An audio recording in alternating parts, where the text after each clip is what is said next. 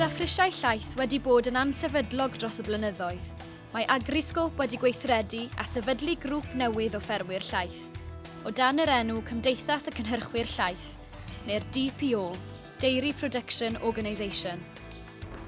Prif leisydd y grŵp Cymdeithas y Cynhyrchwyr Llaeth, ac un sy'n rhan allweddol o'r trafodaethau, yw Aled Jones, cadeirydd bwrdd llaeth NFU Cymru, ac mae ef yn godro 300 o wartheg ar fferm Hendi, Caernarfon.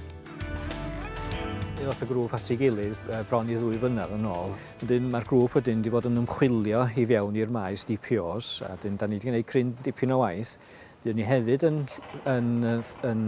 lwcus iawn i gael nawdd gan HDB Llaeth i gomisiynu adroddiad i fewn i'r maes yma, fel bod mae'r adroddiad yma wedi cael ei gyhoeddi'n ddiweddar yma. Wel, defnyddio'r adroddiad yma rwan i geisio addysgu am y maes DPO ymhlith Cynhyrchwyr Llaeth Cymru ac yn ehangach i fewn i beth ydy'r goblygiadau o ffurfio DPO, beth ydy'r gwaith sy'n ar ei wneud, beth ydy'r manteision, beth ydy'r rhwystra, fe bod ni'n deall yn union cyn cychwyn, a wedyn gobeithio, unwaith mae rhywun wedi gweld y weledigaeth yna, bod ni yn cychwyn ati i ffurfio DPOs. Wel, mae'r DPO hefo hawl cyfreithiol i gynrychioli y ffermwyr.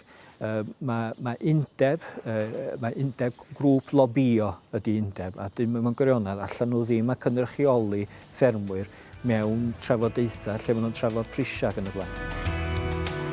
Mae'r DPO wedi bod yn llewyrchus dros Ewro, ond oes modd efelychu'r patrwm hwn yn llwyddiannus yng Nghymru. Tom Jones, fferm Hendre, Llangefni, cyn gyfarwyddwr Dairy Crest ac aelod o'r grŵp Cymdeithas y Cynhyrchwyr Llaeth sydd ar ateb. Yn rhannau o'r Almaen yn arbennig, y ffordd maen nhw'n gweithio ydy bod ffermwyr sydd yn cyflenwi cwmnïau preifat yn dod at ei gilydd fatha grŵp ac yn creu contracts efo'r prynwyr fatha grŵp yn hytrach na fatha unigolion. Ac yn yr Almaen, yn bellach na hynny, mae yna fatha corff yn trosolwg yr DPOs i gyd yn yr Almaen, ac mae hynny'n rhaid y cryfder ychwanegol iddyn nhw yn y ffordd maen nhw'n ymdrin a gwerthu llaeth i'r cwmnïau yma. Wel, gadewch ni edrych ar beth sydd gynnon ni ar hyn o bryd.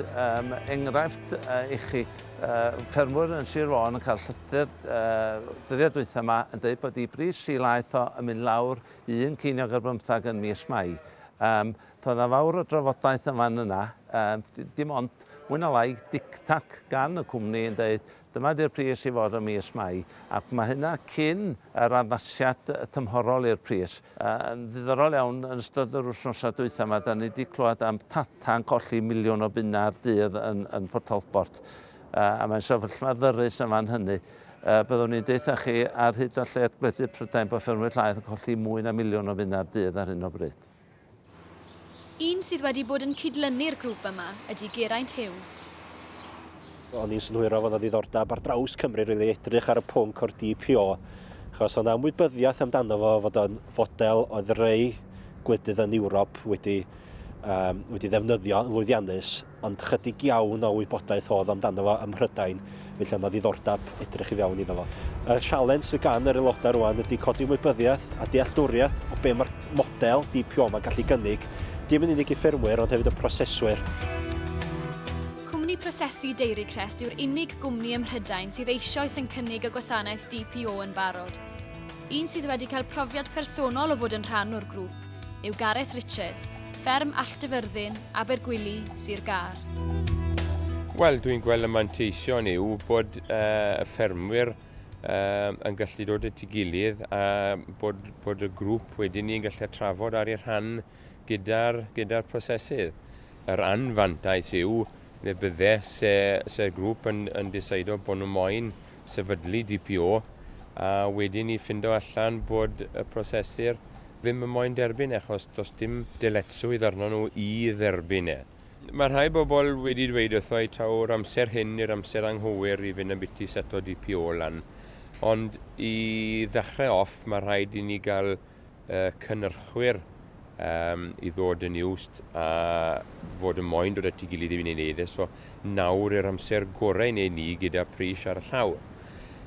Nes ymlaen, pan bydd gobeithio bydd pris llaeth yn dechrau gwella tyma bach a bydd y cynnyrch yn dechrau cwmpo. Wedyn ni fydd y proseswyr yn gweld beth yw'r manteision iddyn nhw. A mae e'n mynd i fod yn rhywbeth sy'n mynd i datblygu'n slow bach a bydd yn gathro bach o momentum fel bod e'n mynd mlaen, achos dyw hwn ddim yn mynd i fod rhywbeth sy'n mynd i gallu cael ei wneud fori. Mae eisiau amser i hwn i gael datblygu a mynd mlaen a cael ei wneud. Gyda'r diwydiant llaeth wedi dioddef dros y flwyddyn a hanner diwethaf, ai Cymdeithas y Cynhyrchwyr Llaeth yw achubiaeth y diwydiant llaeth? Dwi'n derbyn mae'r cyfnod yma da ni yno fo rwan, y cyfnod anodda da ni wedi bod yno fo ers blynyddoedd lawr. A tydi DPO heddi yma, sefydlu DPO heddi yma ddim wedi wneud llawer o wahaniaeth. Ond be dwi'n dweud, mae rhaid i ni'n chwilio i fewn i hyn rwan, fel pan ddod ni'r sefyllfa yma eto, di DPO wedi'w sefydlu yn llawer iawn cryfach. Mae'r DPO, mae o'n strwythyr sy'n mynd i roi dipyn bach mwy o nerth i'r cynhyrchwr na'r sefyllfa sy'n bodoli ar hyn o bryd.